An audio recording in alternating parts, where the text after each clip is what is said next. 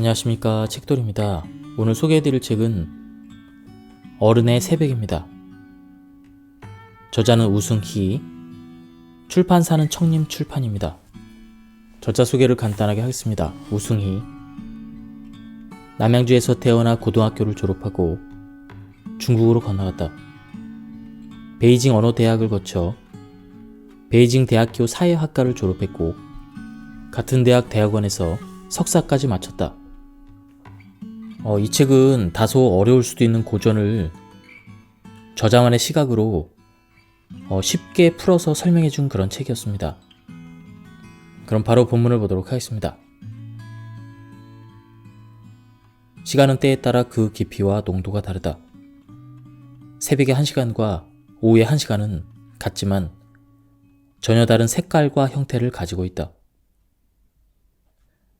새벽이 땅에 단단히 뿌리를 받고 있는 소나무라면 낮 시간은 이리저리 떠돌아다니는 부평초와 같은 모습일지도 모르겠다. 낮은 순식간에 4시간을 빼앗아가지만 새벽은 계절의 변화에도 항상성을 유지하는 소나무처럼 의지만 있으면 누구에게도 방해받지 않을 수 있기 때문이다. 세상이 아직 깨어나지 않은 고요한 시간에는 온전히 내가 하고자 하는 일에 마음을 쏟을 수가 있다. 관자는 겉모습을 바르게 하면 덕이 저절로 찾아오고 마음속에 정성을 채우면 마음을 다스릴 수 있다고 했다. 마음속에 정성을 가지려면 진실함과 성실함을 잃지 않으려는 부단한 노력이 필요하다. 그런데 구체적으로 어떻게 실행을 해야 할지 답을 찾기가 어렵다. 도대체 바른 모습과 간절한 마음은 어떻게 얻을 수 있는 것일까?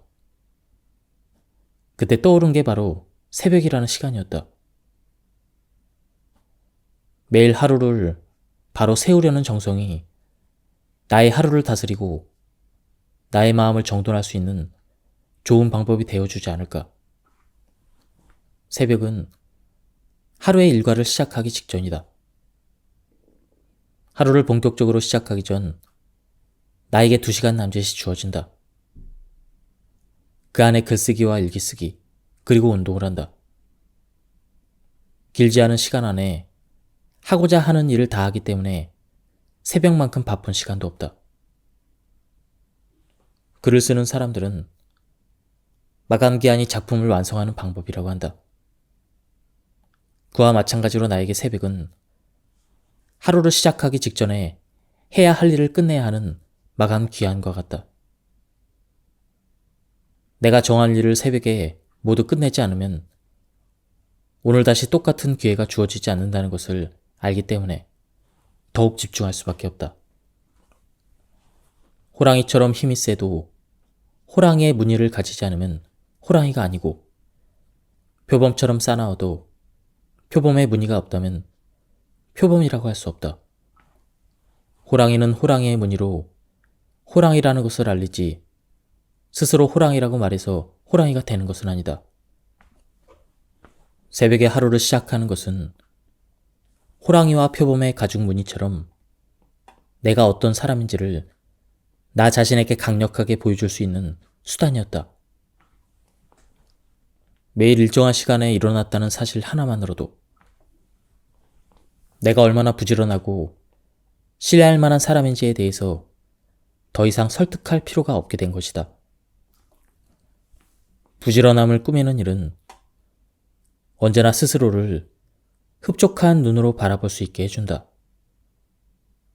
이런 마음으로 하루를 시작하면 이전과 다를 바가 없는 생활을 하는 것처럼 보여도 그 마음은 같지 않다.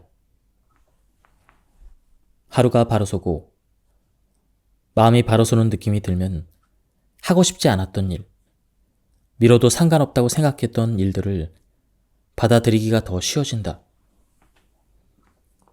하루에 남은 시간들이 내 의지대로 흘러가지 않는다 해도 상관없다.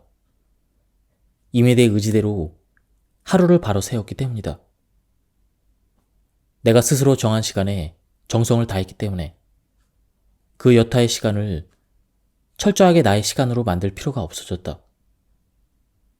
새벽에 일어나는 것이 변하지 않는 일상생활을 대할 때도 편안하고 느긋한 태도를 가지게 해주었다. 저녁을 내려놓으면 하루가 달라진다. 술이 극도에 이르면 어지럽고 즐거움이 극도에 이르면 슬퍼진다. 주역의 건괴에는 너무 높이 올라간 용인이 후회가 있다라는 말이 나온다. 가득 찬 것은 다시 비워져야 하고 높은 곳에 오르면 내리막뿐이라는 의미이다.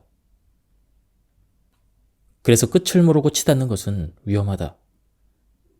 극도에 이르기 전에 적당함을 유지하는 것, 즉 중용에서 머무르는 것을 생각해 봐야 한다.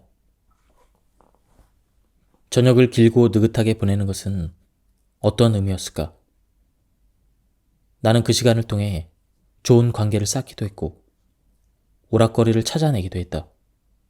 그러나 장자는 산림이나 들판에서 논일면 아름다운 경치는 우리를 매우 즐겁게 만들어주지만 그 즐거움이 채 끝나기도 전에 슬픔이 뒤따른다 라고 했다.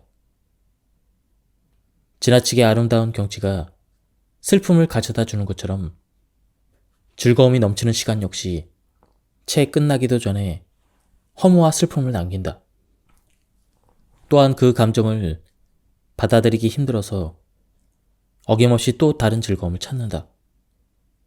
그래서 저녁은 극단의 기쁨과 슬픔이 반복되는 시간이었고 슬픔을 잊기 위해 또 다른 즐거움을 부단히 찾아야 하는 시간이었다.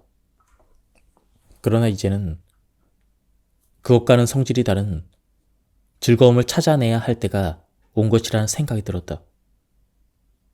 순간적인 쾌락의 감정이 아니라 좋다고 여겨지는 삶의 모습을 찾고 싶었다. 저녁을 내달리고 놔두었을 때 분명한 것은 다음날 하루가 바로 서지 않는다는 사실이다. 저녁 시간이 늘어질수록 다음날은 그만큼 사라진다. 즐거운 시간이 늘어나고 자꾸 쌓이다 보면 온전히 보낼 수 있는 하루는 점점 더 줄어든다. 그러다 보면 단 하루를 잃는 것이 아니라 삶 전체를 잃게 된다. 반대로 저녁을 하루를 정리하는 시간으로 삼으면 즉각적인 즐거움은 멀어진다. 그러나 다음 하루를 온전하게 보낼 수 있고 그 하루가 쌓이면 결국 삶 전체를 다시 얻을 수가 있다. 저녁을 즐기는 걸 포기하는 게 쉬운 일은 아니었다. 사람들과 즐거운 시간을 보내다가도 빨리 마무리해야 된다고 생각하니 미안한 마음이 들기도 했고 스스로도 아쉬운 마음이 들기도 했다. 하지만 저녁을 다채롭게 채우기보다는 그냥 흘려보내기로 마음먹었다. 재미있는 시간을 가지기보다 매일 하루를 온전하게 되찾고 싶은 마음이 더 커진 것이다. 저녁의 즐거움의 날을 내에 맡기면서 사는 것보다 중심을 잡고 나의 의지대로 살아가야 할 때가 왔다는 생각이 들었다. 나를 찾는 일이 더욱 절실해지면서 저녁의 즐거움을 절제해야 될 때가 왔다는 것을 깨달은 것이다. 나라는 사람이 중심에 없는 즐거움보다는 나의 결정에 의한 절제가 오히려 더 큰 위안과 기쁨을 준다는 사실을 느끼기 시작했다. 그렇게 저녁은 더 이상 재미를 추구하고 아쉬운 마음에 붙잡고 있어야 하는 시간이 아니라 하루를 조용히 정리하는 시간이 되었다. 저녁을 놓고 아침을 되찾자 삶의 곳곳이 변화했다. 우선 매일 하기로 한 것을 하루도 놓치지 않고 할 수 있게 되었다. 저녁에 예외적인 변수들이 사라지니 온전한 하루를 얻게 되었다. 저녁의 1시간과 아침의 1시간은 너무나 다른 형태와 느낌을 가지고 있다. 아침은 극단적인 즐거움을 가져다 주지는 않지만 그렇게 마음을 쓰지 않아도 크게 벗어나거나 어긋나지 않게 해주는 힘이 있다. 저녁의 의식적인 절제를 통해 하루 전체를 얻을 수 있게 된 것이다. 지속하는 데서 즐거움이 찾아지기도 한다. 시작할 때 즐거웠던 일을 찾았다 하더라도 시간이 지나면 더 이상 즐길 수 없을 정도로 지겹고 힘든 일이 될 수도 있다.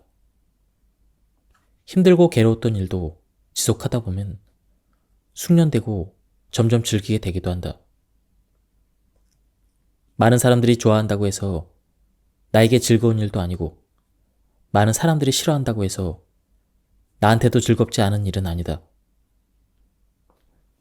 누가 봐도 사소하고 하지 할 것 없는 일인데 즐거운 일이 될 수도 있고, 가치 있는 일이지만 오히려 불편하고 따분한 일이 될 수도 있다. 따라서 무엇이 되었든 내가 오랜 시간에 걸쳐서 지속할 수 있는 것, 그것이 곧 나에게 즐거움을 줄 수 있는 일일 것이다.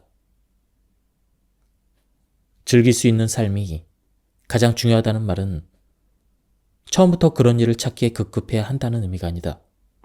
공자는 알기 위해서 노력을 하고 좋아하게 되면 나중에는 즐길 수 있는 경지까지 오를 수 있다고 했다. 정상에 올라서 멋진 풍광을 내려다볼 때 비로소 산을 즐길 수 있게 되는 것처럼 말이다.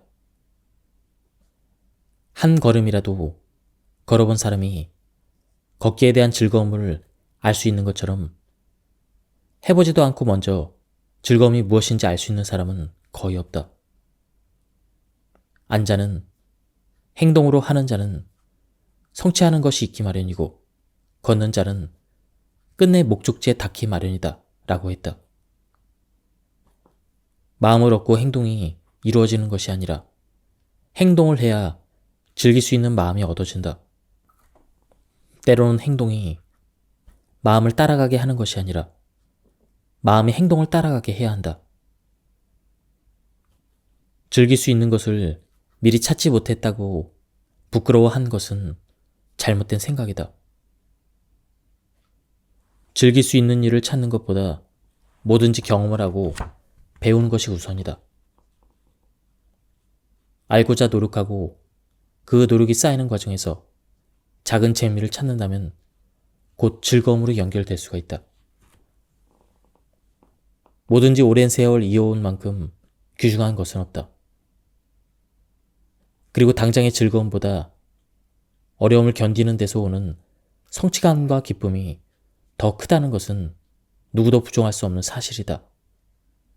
그래서 나는 경험과 배움이 결국 아는 것과 좋아하는 것을 넘어 즐거움이 될 것이라고 믿으면서 오늘도 같은 노력을 기울이기로 했다. 지나온 발걸음이 나를 비추는 거울이라는 것을 부정할 수는 없지만 앞으로 어떻게 디딜지는 지금 나의 선택과 의지에 달려있다. 그리고 과거로부터 탈출할 수 있는 유일한 방법인 것 같다. 인생이 짧은 순간이라고 한다면 과거보다는 지금을 제대로 살아내는 것이 무엇보다 중요하다. 하루를 사는 하루살이가 제 할 일을 포기하지 않는 것처럼 인간의 삶이 제 아무리 짧다고 해도 포기하지 않고 최선을 다해서 살아야 한다. 이 순간보다 소중한 시간은 없다. 장자는 그래서 쓸데없는 것에 매달릴 필요가 없다고 조언한다. 지금 당장 모든 것을 놓아버리는 것이 아니라 가까운 것, 할 수 있는 것에 마음을 쓰고 만족하면서 살아가는 게 제대로 된 삶이라고 알려준다. 기쁜 일도 괴로운 일도 모두 눈 깜짝할 사이에 지나가 버린다. 그래서 일이 일비하기보다는 지금의 삶을 담담하게 받아들이고 나름의 노력을 기울여야 한다. 만족은 수능이 아니라 지혜이다. 수능이라고 폄하하기 시작하면 아마도 불만족의 늪에 빠져 평생 단 한 번도 현재라는 땅에 발을 디딜 수가 없을 것이다. 그러니 현재에 온전하게 서서 내가 할 수 있는 일이 무엇인지 찾는 것을 우선 해야 한다. 현재라는 시간도 바로 과거가 되겠지만 나는 여전히 끊임없이 태어나서 새로운 하루를 보내고 있다. 인생을 멀리 보면 덧없다고 생각되지만 하루만큼은 확실한 나의 시간이므로 절대 허무하다고 생각하지 않아야 한다. 인생이 찰나의 순간이라고 하지만 오늘 하루, 그리고 지금은 그렇지 않다. 그래서 확실한 시간 안에서 더 많은 정력을 쏟고 진지하게 임하는 것이 나에게 좋은 삶을 줄 수 있는 올바른 방법이라고 생각한다. 과거나 미래보다 현재에 밀착해서 그 순간의 의미를 찾고자 한다. 언제나 현재의 중요성을 염두에 두면서 지금을 한결같이 새로운 마음으로 대하고 싶다. 나의 미래뿐만 아니라 아쉬움이 남는 과거의 가치마저 높일 수 있는 유일한 기회라는 생각이 들기 때문이다. 마음을 정리하는 가장 쉬운 방법, 걷기. 걷기는 마음의 정함과 고요함을 얻는 좋은 방법임에 틀림없다. 마음이 시끄럽고 복잡하면 그 마음에서 벗어날 수도 또 완전히 다가갈 수도 없는 상태에 놓인다. 하지만 삶이 잠시 멈추지 않으면 가까이 들여다보고 깨달을 수 있는 여지가 생기지 않는다. 걷는다고 해서 삶의 모든 힘든 일이 해소되지는 않는다. 하지만 나는 5분이든 10분이든 매일 걸으면서 힘들었던 마음이 조금씩 누그러지는 것을 느꼈다. 생각하면서 살아야 하는 것은 맞는 말이지만 지나치게 많은 생각을 떠안고 사는 건 버거운 일이다.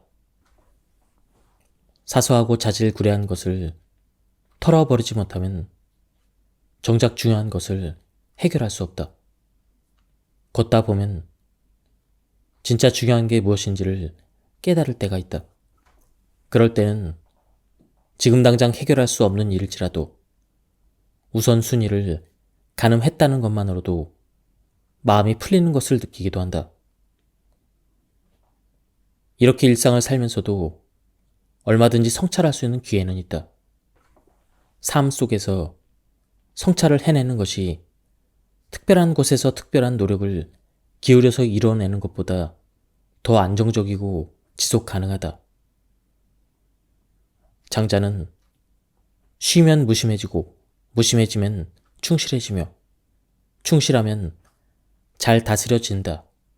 무심하면 고요해지고 고요하면 잘 움직이고 잘 움직이면 모든 일이 뜻대로 된다고 했다. 나 자신과 한 사소한 약속을 지켜야 큰 믿음이 생긴다. 근사록에는 작은 일을 소홀히 하지 않음은 신중함의 극치이다 라는 말이 나온다.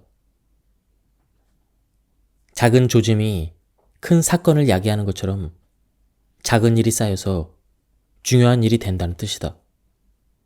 작은 일은 누구나 할 수 있기 때문에 대수롭지 않게 여길 때가 많이 있다. 그러나 작은 일에 더욱 신중을 기하고 정성을 다해야 한다. 나 자신과 한 사소한 약속들을 쉽게 어기면서 자신감을 잃었던 때가 있다. 그때는 스스로에 대한 믿음을 어디서부터 어떻게 쌓아 올려야 하는지 몰랐다. 그래서 무엇이든 지킬 수 있는 약속을 해보는 수밖에 없었다. 아주 티끌 같은 약속일지라도 지켜내면서 나 자신을 향한 불신이 조금씩 허물어지는 것을 느낄 수가 있었다. 공자는 사람이면서 믿음이 없다면 그것이 가능한지 모르겠구나. 큰 수레에 소의 멍에 거리가 없고 작은 수레에 말의 멍에 거리가 없다면 그 수레를 어찌 몰고 갈 수 있겠는가? 라고 했다. 사람이 믿음이 없다는 것은 소가 멍에를 지고 있지 않다는 것과 같은 의미이다. 믿음이 없으면 삶의 방향이나 목적 없이 이리저리 떠돌게 되는 것이다. 내가 나를 믿는 것은 전혀 해가 되는 일이 아니다. 그렇다면 언제나 믿지 않는 쪽보다는 믿는 쪽을 택하는 것이 낫다. 그리고 믿기 위해서는 나를 믿을 수 있는 일을 지속해야 한다. 단번에 생겨나는 믿음은 없기 때문이다. 법이라는 것도 작은 약속에서 신뢰를 쌓아 나가는 것처럼 나와의 사소한 약속을 지키다 보면 어느새 스스로에 대한 확고한 믿음이 생길 것이라고 믿고 있다. 그러한 노력을 지속하지 않으면 예상치 못한 곳에서 또다시 스스로를 부정하고 가로막는 나와 만나게 될 것이다. 고요한 마음은 상황에 휩쓸리지 않는다. 감정의 파도에 쓰러지지 않게 하는 힘은 내 속에서 나온다. 인생의 파도는 끊임없이 친다. 이 파도를 넘어 헤쳐나갈 것인지 아니면 심연의 고요함에 있을 것인지는 전적으로 나에게 달려있다. 그때 어떤 선택을 해야 할까? 감정의 파고를 넘고 또 넘어야 할까? 아니면 멀리 떨어져서 심연에 관망하는 태도를 가져야 할까? 인생이라는 꽃을 피우는데 괴로움과 고통은 자양분이 된다고 하지만 꽃을 피우려면 그것을 관조하는 태도까지 도달해야 한다. 마음이 이리저리 흔들리기만 하면 꽃도 피우기 전에 감정의 파도에 휩쓸려 갈 수밖에 없기 때문이다. 힘든 일이든 기쁜 일이든 흘러가는 것은 매 한 가지다. 그런 일에 일희일비하며 감정의 널뛰기가 지속되면 나를 찾아볼 수 있는 기회가 사라진다. 고요한 마음은 외부의 무언가를 얻을 수 있는 게 아니다. 안정되고 변함없는 상황이 찾아와도 오히려 불안감을 느끼는 사람도 있다. 마음의 요동이 외부적인 것에서 오든 내 마음속에서 일어나든 좋지 않다는 것만은 분명한 사실이다. 사소한 일이라도 매일 실천을 하려면 마음의 평정이 필요하기 때문이다. 예를 들어 새벽 기상이라는 루틴을 지키려면 밤에 잠을 잘 자야 하고 잠을 잘 자려면 자기 전에 심란하거나 불안한 마음이 없어야 한다. 자기 전에는 마음에 남은 생각들에서 벗어나야 한다.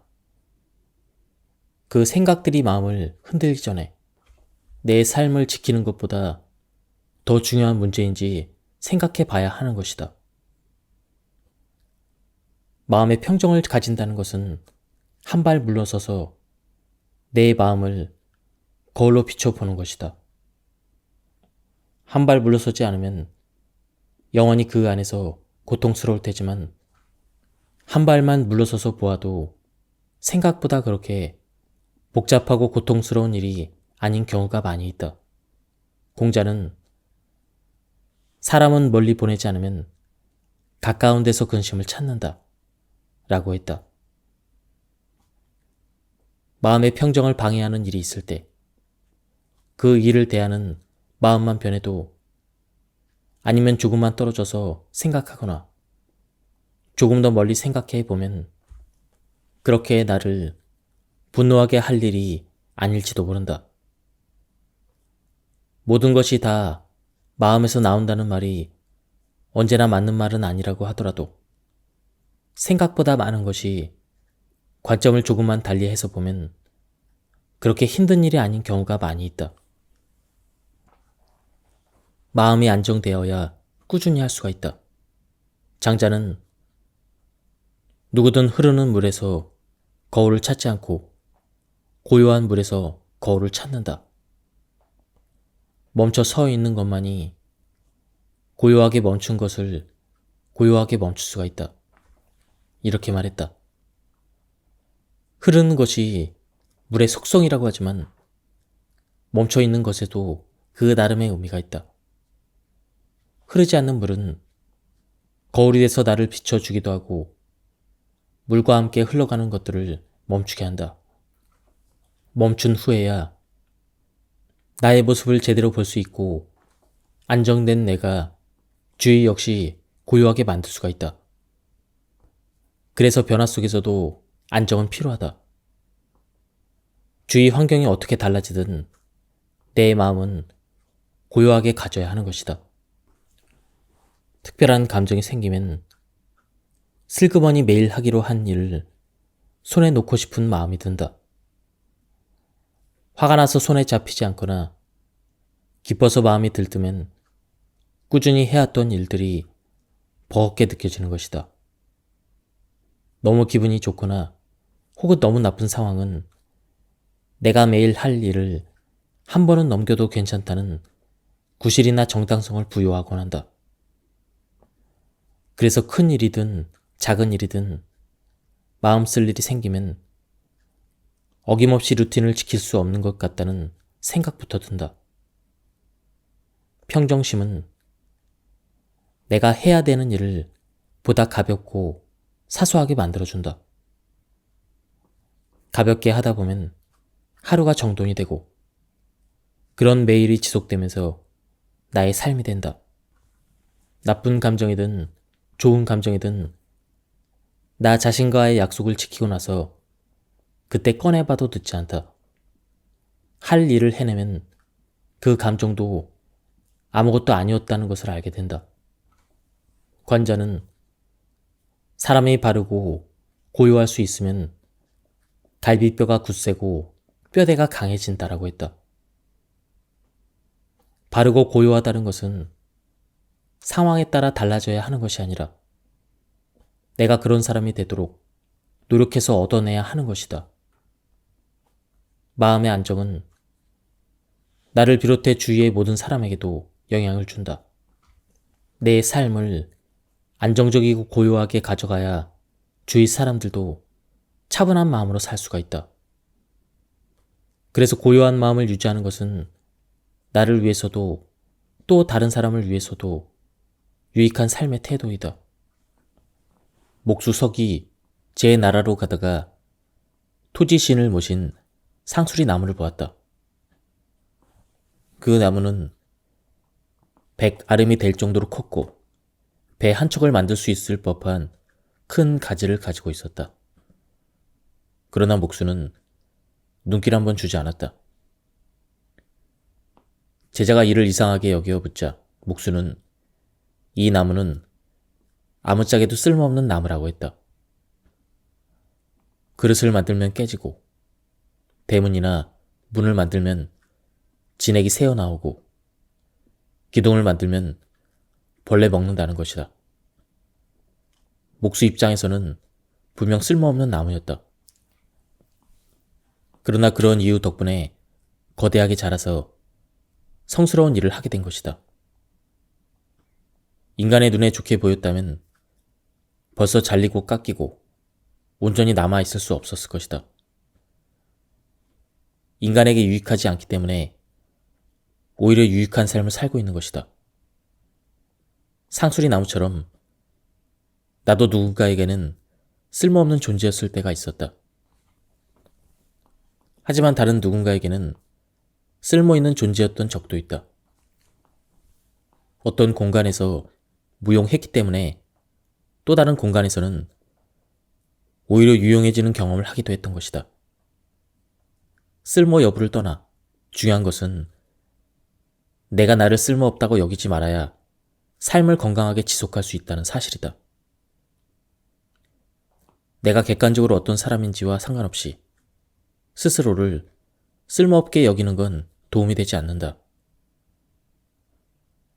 나라는 존재의 가치를 매길 수 있는 사람이 나 자신이라면 부정적이기만 한 마음에서 벗어나도록 도와야 하지 않을까. 장자는 나는 그 쓸모없음과 쓸모있음의 중간에 머물고 싶다라고 했다.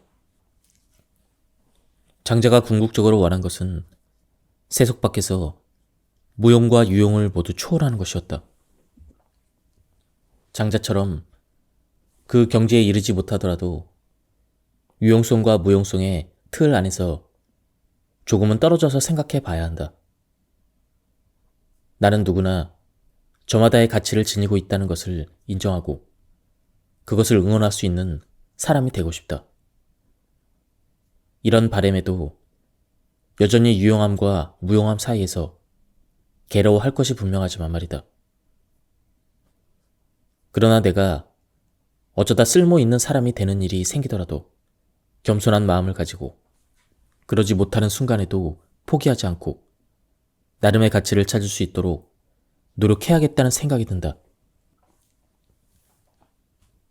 남보다 뒤처지도록 처신한다면 곧 처신을 잘한다고 할 수가 있을 것이다.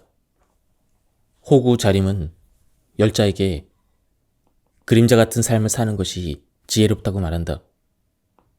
굽히면 굽히는 대로, 뻗으면 뻗는 대로 따르는 게 처신을 잘하는 것이라는 뜻이다. 느긋한 것이 급하게 나아가는 것보다 지혜로운 삶의 태도라고도 할 수 있겠다. 앞으로 나서는 순간에는 우월감을 느끼지만 위험을 감수해야 되는 일이 생기기 쉽다. 하지만 조급함을 멀리하고 나 자신과의 내밀한 조화의 마음을 쓰면 스스로를 온전하게 지킬 수가 있다. 다른 사람이 아니라 나와의 보조를 맞추는 것, 설령 그것이 뒤처지는 것이라 할지라도 결국 앞서는 것이다. 작은 것에도 뒤지지 않으려는 마음은 삶을 돌아보고 의미할 수 있는 시간도 잃게 만든다. 순자는 쓸데없는 말과 급하지 않은 일은 버려두고 하지 말라 라고 했다. 짧은 삶 속에서 남에게 앞서는 것에만 마음을 쓰면 삶의 뒤와 옆을 둘러보는 여유를 잃을 수밖에 없다. 앞만 보고 달려가면 삶이 가진 본래의 허무함을 가중시킬 뿐이다. 내가 아무리 앞서려고 해도 삶은 언제나 눈 깜짝할 만큼 앞서가기 때문이다. 그렇다면 보조를 맞추기 위해 애쓰기보다는 조금은 느린 것의 의미를 둘 수는 없을까? 비록 삶이 더덥고 순간적이라고 하더라도 조급함을 버리고 조금은 더 여유롭게 대할 수 없을까 생각해본다. 사마천은 진나라의 법에 대해서 불을 그대로 둔 채 끓는 물만 식히려는 것처럼 조급하게 했다라고 평가했다. 위에서 아무리 찬물을 쏟아부어도 불을 조절하지 않으면 아무런 소용이 없다는 뜻이다. 나 역시 조급한 마음만 있을 뿐이지 정작 진심으로 마음을 써야 할 곳이 어디에 있는지 몰랐던 것 같다.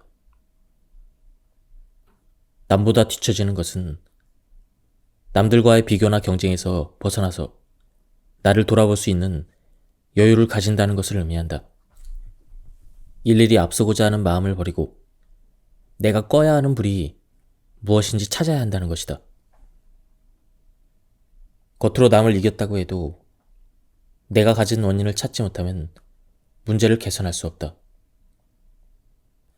부채질 솜씨가 탁월해서 남들의 눈에 띈다고 해도 불을 끄지 않으면 근본적인 해결이 이루어지지 않는다. 타인의 눈에 앞서는 것처럼 보이는 것은 나에게 의미가 없는 허황된 것일 뿐이다. 그림자는 사람이 움직이는 대로 따르는 듯 보이지만 그 위치와 길이는 사람이 아니라 태양이 정한다. 심지어 그림자는 구름이 한번 지나가면 내 의지와 상관없이 사라져버린다.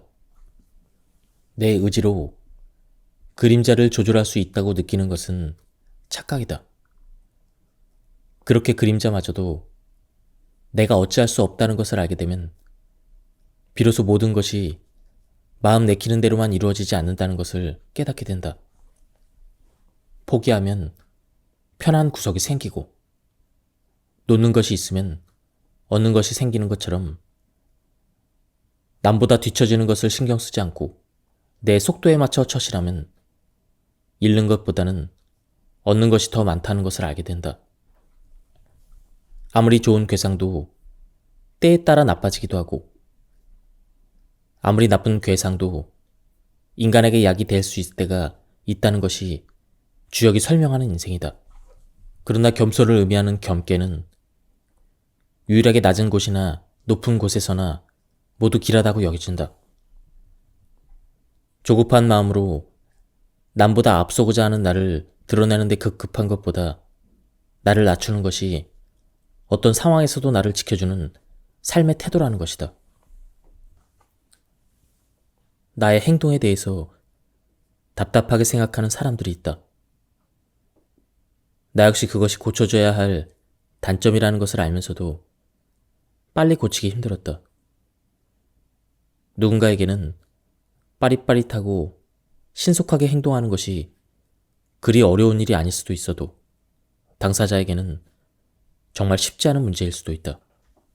그러한 생각 가운데 한 가지 분명히 깨달은 것은 다른 사람들의 말은 크게 도움이 되지 않는다는 것이다. 누가 옆에서 더욱 효과적인 방안을 제시하더라도 내가 어찌할 수 없는 문제라면 그 문제는 잘 시정되지 않는다.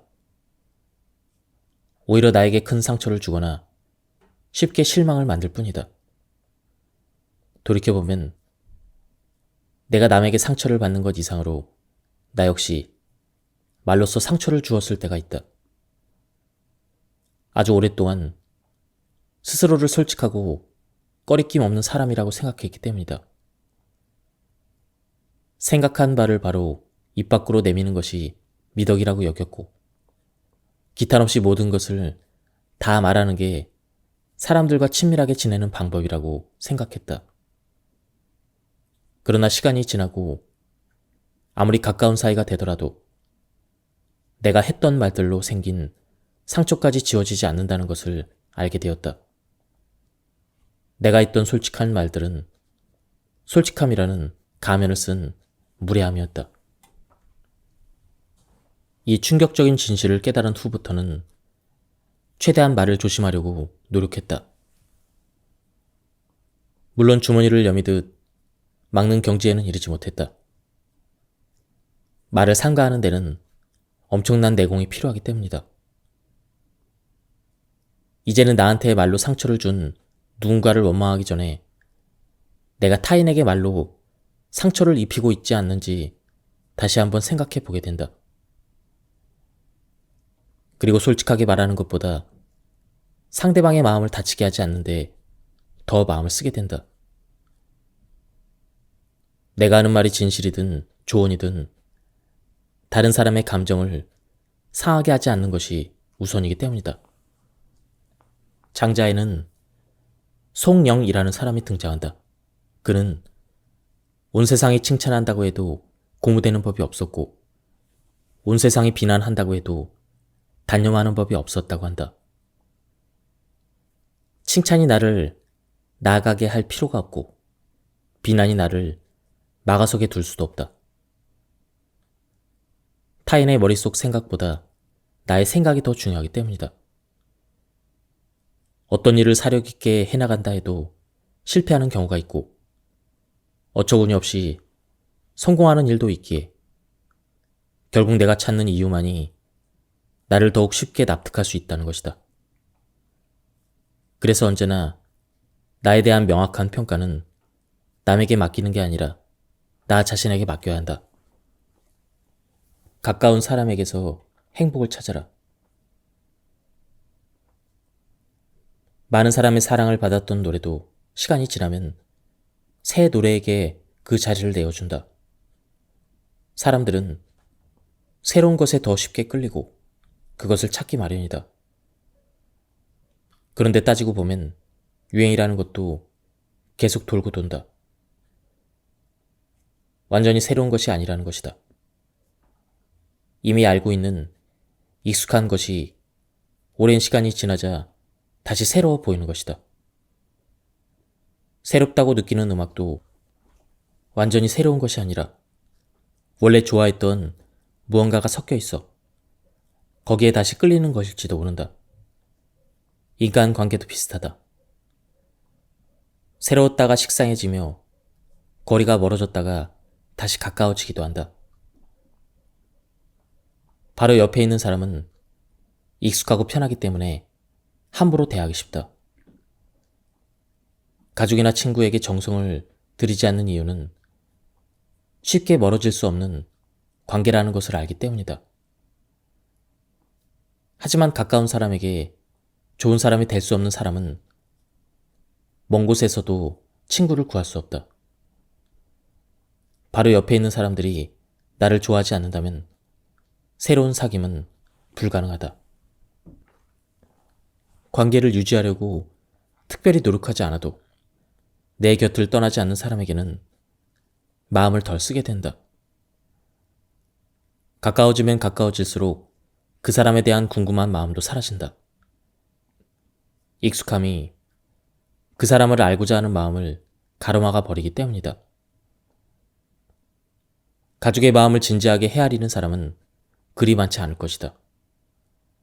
가족은 내가 어떤 사람이든 언제나 함께하는 사람들이라는 믿음이 있기 때문이다.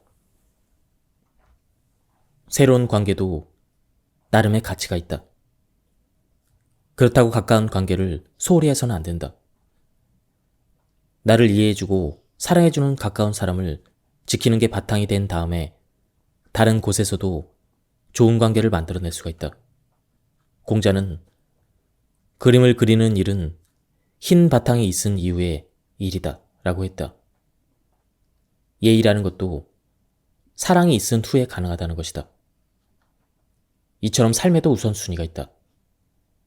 내가 먼저이고 그 다음이 나와 가까운 가족들이다. 가까운 관계의 사랑과 신뢰의 바탕이 되어야 새로운 관계도 안정적으로 그려나갈 수가 있다. 지저분한 바탕 위에는 멋진 그림을 그려도 소용이 없는 것처럼 주위 사람을 챙기지도 못하면서 새로운 관계를 맺으려고 해봤자 그리 아름다운 관계로 이어지지 못할 것이다.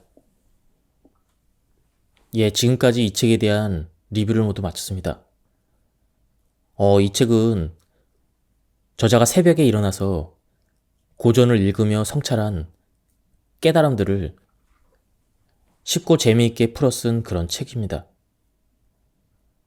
한번 책을 구해서 읽어보실 것을 추천드립니다. 여기서 리뷰를 마치도록 하겠습니다. 감사합니다.